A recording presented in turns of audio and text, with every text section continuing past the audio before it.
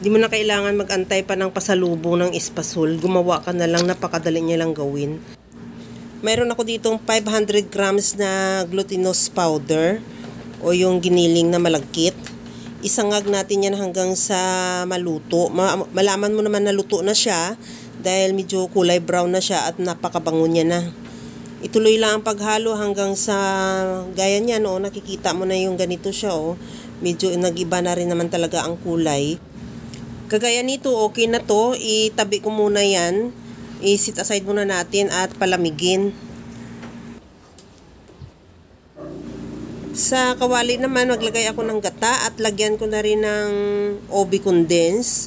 At naglagay na rin ako ng kunting food coloring na violet para medyo matingkad ang kulay.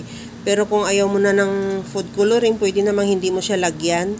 At antayin na lang natin kumulo at saka ilagay na natin yung sinangag natin kanina na glutinous powder. Ihalo lang at take note, tuloy-tuloy talaga ang paghalo niyan hanggang sa makuha na natin yung tamang consistency ng ating espasol. Kagaya nito, medyo tuyo-tuyo na siya.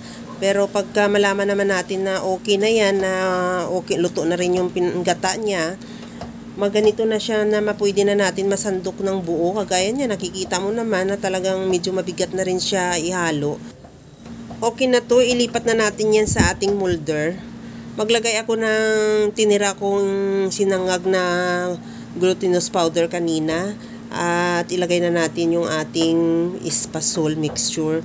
At pagkatapos niyan, i-flatten lang natin yan para magpantay.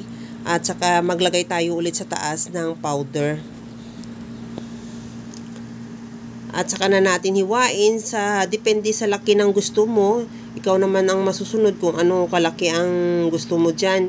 Yung sa akin naman, talagang hindi ko siya napantay kasi hindi naman talaga pang tinda yan. Pero kung halimbawa gawin mo yung pang negosyo, kailangan mayroon ka ring sukatan. At ito na yung ating espasol, ready to serve na. Kaya mga kalasa, kung nagustuhan mo yung ating video, please like na lang at pakishare na rin sa inyong mga friends. At kung bago ka pa lang sa aking channel, subscribe na at i-click mo na rin ang bell button para sa mga notification. Hanggang sa muli mga kalasa, thank you for watching. Bye-bye!